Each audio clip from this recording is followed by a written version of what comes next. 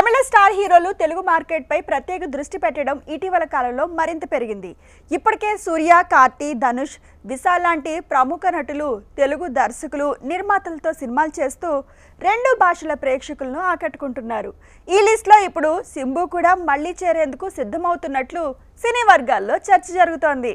ఒకప్పుడు తెలుగులో మంచి గుర్తింపు సంపాదించుకున్న సింబు వరుస పరాజయాల కారణంగా అక్కడి మార్కెట్కు కొంతకాలం దూరమయ్యాడు.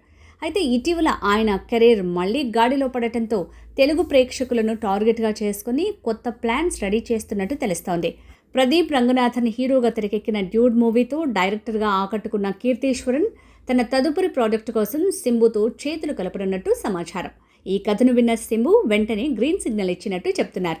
మొదట ఈ సినిమాను ప్రముఖ నిర్మాణ సంస్థ మైత్రి మూవీ మేకర్స్ నిర్మించనున్నట్టు ప్రచారం జరిగింది. అయితే తాజా పరిణామాల ప్రకారం ఈ ప్రాజెక్టు నిర్మాణ బాధ్యతలు మరో టాలీవుడ్ అగ్ర సంస్థ చేతికి వెళ్లే అవకాశాలు కనిపిస్తున్నాయి. నిర్మాత సూర్యదేవర నాగవంశీ ఈ ప్రాజెక్టుపై ఆసక్తి చూపుతున్నారని టాక్.